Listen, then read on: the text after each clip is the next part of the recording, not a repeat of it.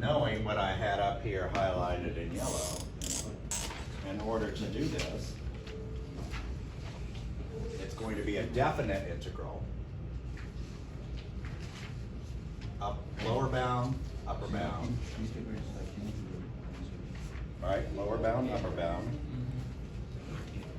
Lower, upper, from here to here. Left to right, lower, upper. And we're gonna assume this is my f of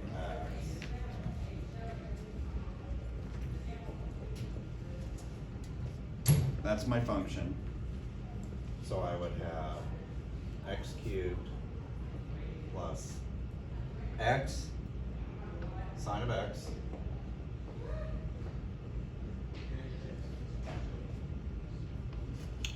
and then rather than that, the change of x, which we like to have uniform along the way, what is that going to become in terms of integers?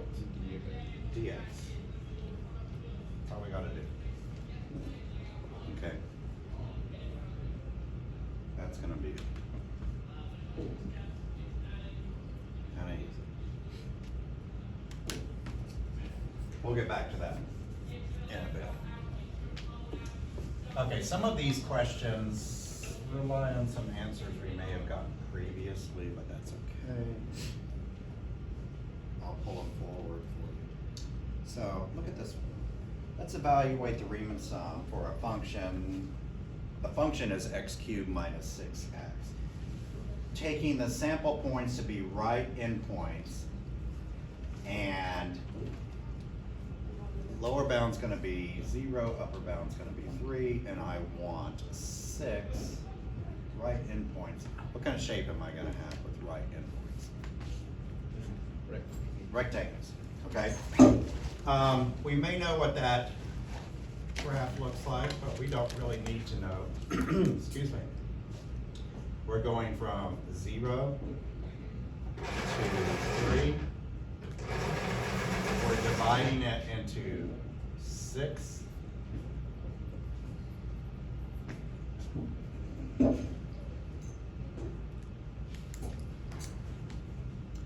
Each rectangle is going to be 1/2 width, correct? Okay. So I've got 6 rectangles in here.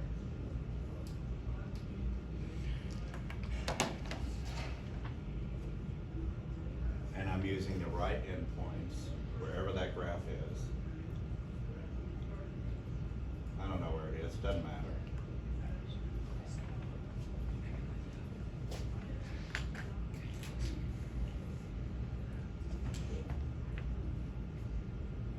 Looks like I'm kind of off the mark here a little bit, sorry guys.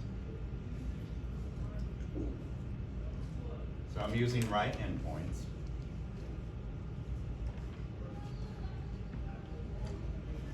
So a Riemann sum, right, with 6 pieces, will equal, I'm going to have rectangles that look like this.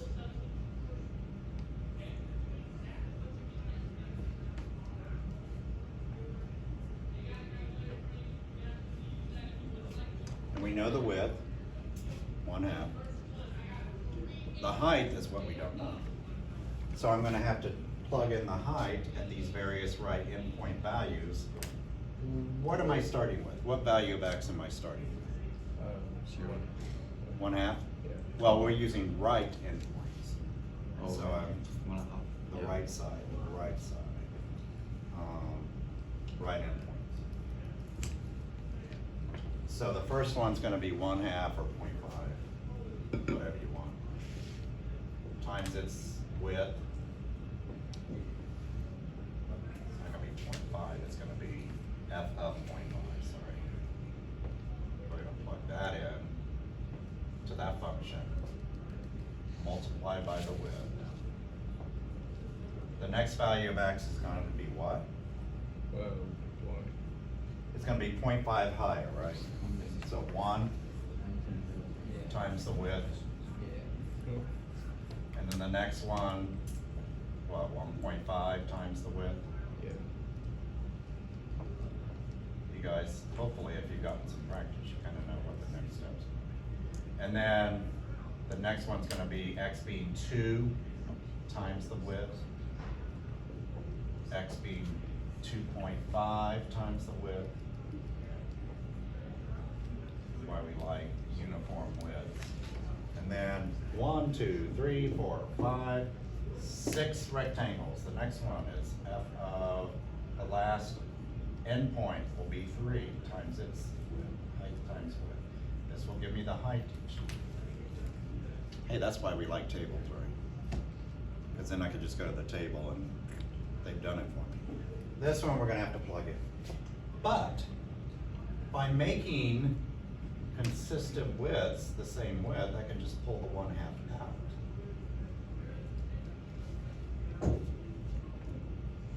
And then all I have to do is plug in my different x values to my function.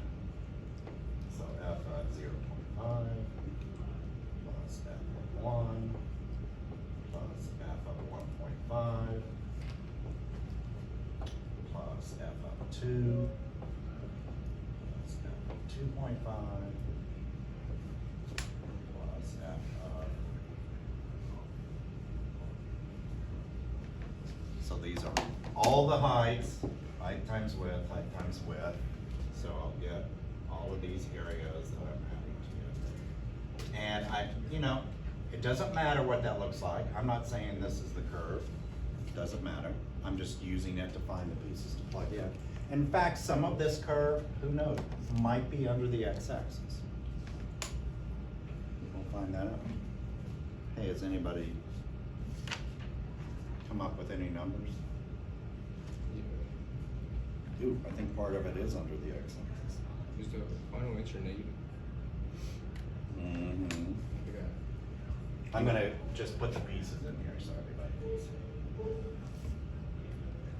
So here's each little individual piece. I got negative 2.875 when I did that. Then I got negative 5. Then I got negative 5.625. Remember, College Board kind of likes 3 decimal places.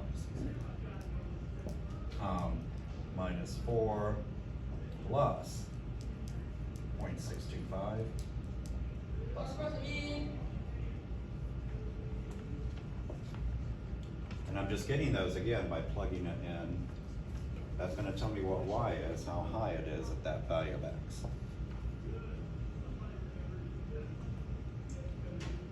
And then don't forget, when you sum this up, that you still have a 1/2 or a 0.5 outside. Okay, so don't forget that. We pulled that out. But I'm going to give you the final answer. Negative 3.9375. I put the 5 here because it was right in between. College Board says we could have made that 7 or 8. So I just put the 4th one. Is that what you got? Yeah. Okay, that's cool. Hey, does this represent the sum of all the rectangles?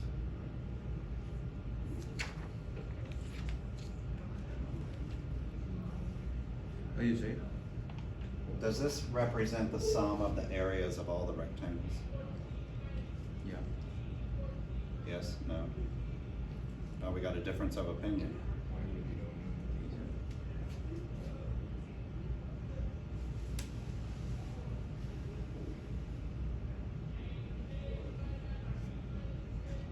don't These are represented as negative areas, meaning they were under, actually, those were rectangles that were under the x-axis.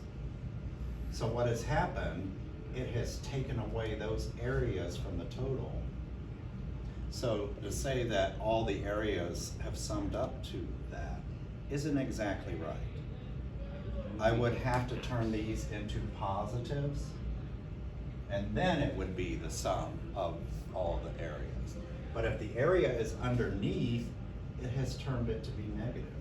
And there's no such thing as negative area. So if I really want to know what all the rectangles add up to, I would have to change these to positives. Does that make sense? Okay. But if we see the negatives, don't freak out. It just means it's under the curve. But we're gonna be working with functions that we don't necessarily know. I mean, you may not have a calculator in part of this. So it doesn't matter. I mean, now we know part of it was under the x-axis. We got the answer. We didn't have to draw it correctly. We just had to get the correct x values to plug in. Are we okay with that? Not so bad? Okay. We got some right endpoints there. Let's see, what else can we do? Number 3. That's just an estimate, right, of the net area? That's just an estimate of the integral? I mean, it's not gonna be exactly that value, right? Because with rectangles, I'm missing some.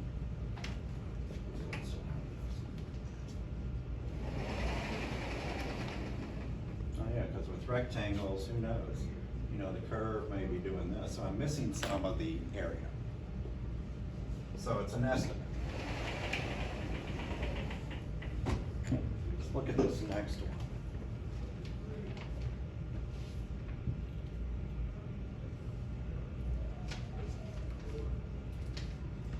Evaluate the following integrals by interpreting each in terms of area. Sketch the graphs when trying to determine the area. Sketch the graph.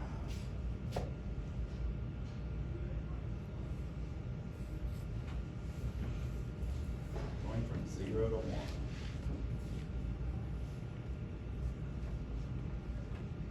Does anybody know what that graph is gonna look like?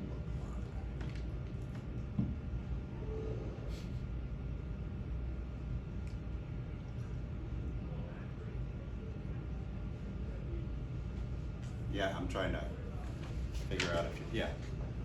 It's actually gonna look like this. How'd you know that? Yeah, it's gonna look like that. Okay, so we're trying to figure out this.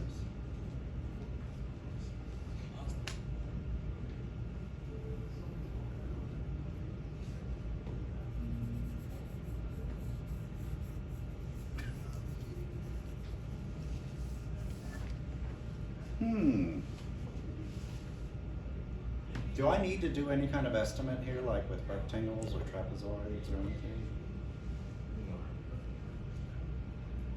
Because I have a shape maybe I already know. What shape is this? Quarter of a circle. It's a quarter of a circle.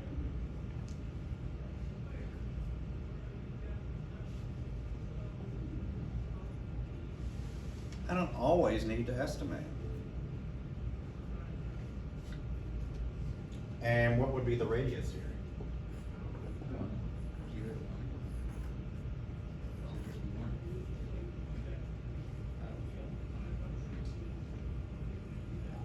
And since we're talking area, right? Yeah, in terms of areas, units squared.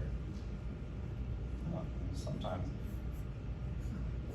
maybe I don't even need to divide it into pieces. I bet that's exactly what this is gonna be. Let's look at the next one. I'm going from 0 to 3.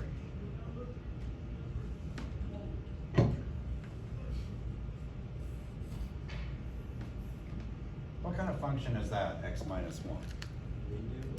Linear. And I can sketch a line, can't I? When I'm going from 0 to 3,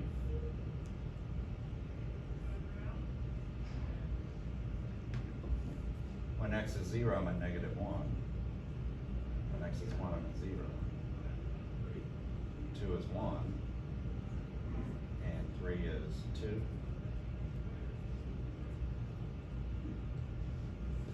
Let's assume this is linear.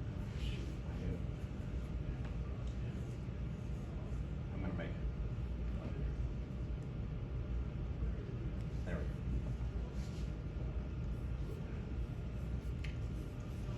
go. Hey, do you think I need to divide this up into rectangles or trapezoids or something?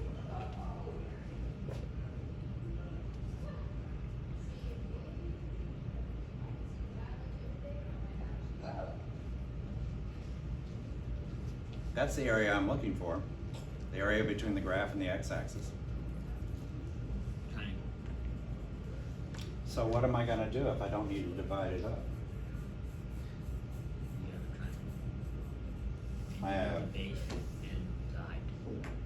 base height, yeah. So I need this area,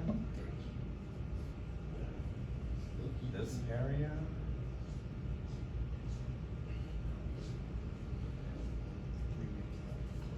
What would be the area of this one? 1/2. The base is 2. Times the height is 2. How'd you get it? Or was that an attempt at the final answer?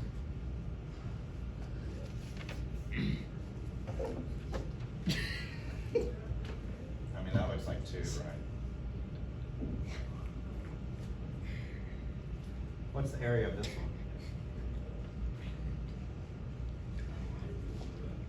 It's half. 1/2. Base, 1, height, 1, Yeah. 1/2.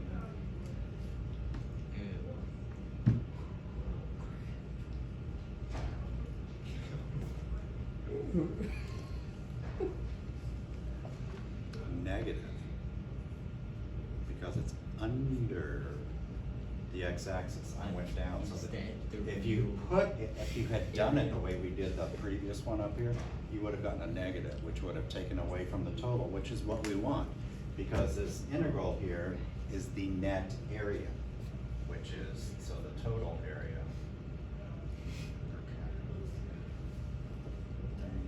is gonna equal 1.5 units squared. 3 divided by 2 is 1.5. See, that's why I was asking. Yeah, see? It was 11 Units. And I bet that's exactly that answer. We didn't have to ask approximate.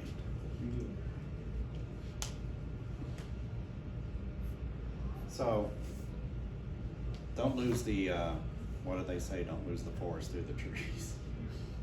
Or the tree through, whatever. Sometimes the function, I could probably go ahead and graph and get you the right answer, I don't need to estimate. Is that okay? Yes. Hey, let's look at number 4.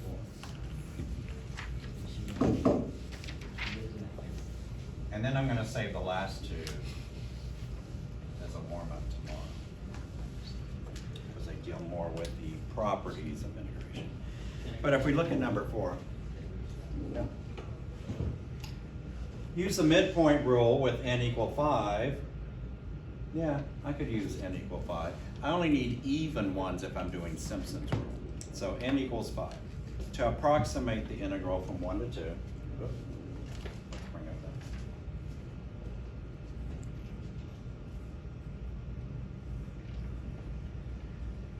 that. I don't think we've done this one before.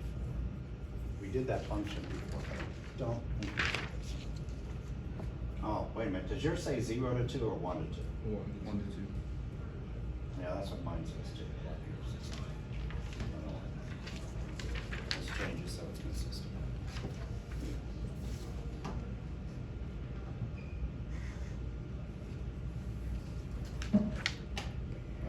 We'll be consistent.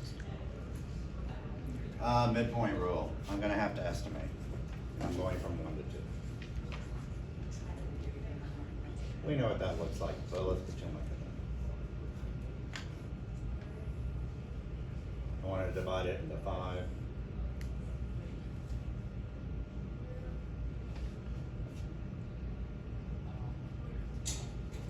Let's see. Change of x will be 2 minus 1 over 5, 1/5. We want every piece to be 1/5 width.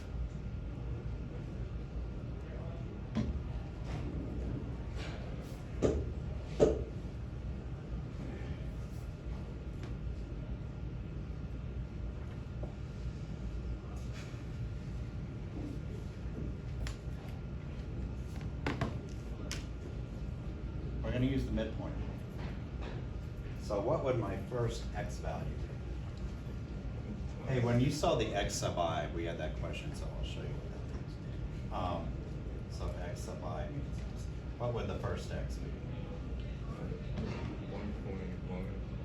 1.1, because the midpoint would be right there, and right there, and right there. So the first one's gonna be 1.1, the second x would be, yeah, because now we just have to go by 0.2 every time, right? Well, this is easier. Put it in a decimal. Add 0.2 each time, so 1.3, and then the third one would be 1.5, fourth one would be 1.7, and the fifth one would be 1.9, that's 0.5. This is probably gonna be a pretty good estimate. So, we're gonna estimate integral from 1 to 2 of 1 over x dx. We are going to approximate that with the midpoint of 5, which is going to be width times height. Again, we got these rectangles going up here. We don't know where they are, it doesn't matter. Width times height, width times height. We know the width of every one is going to be 1/5 or 0.2, whatever you want to call it.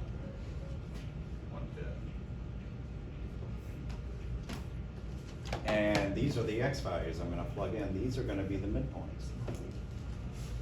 So I'm going to have 1 over 1.1 plus 1 over 1.3 plus 1 over 1.5 plus 1 over 1.7 plus 1 over 1.9.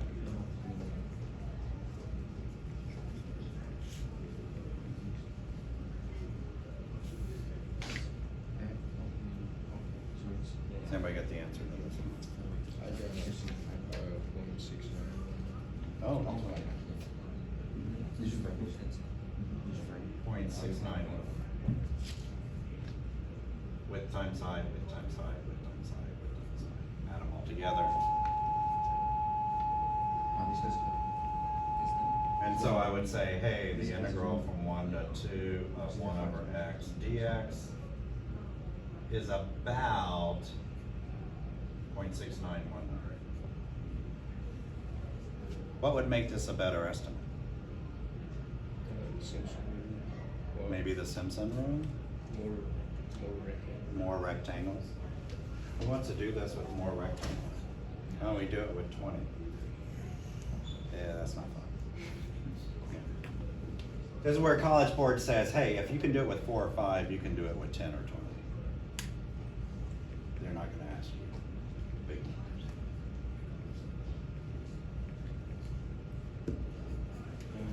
Shoot.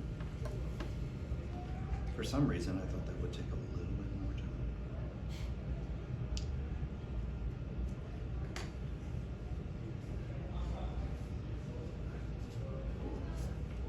Yeah, I'm still gonna wait. So I'll give this time to you guys to work some aside. The 5 and 6, we're gonna look at some of the properties of integrals with 5 and 6. So I'll wait on that.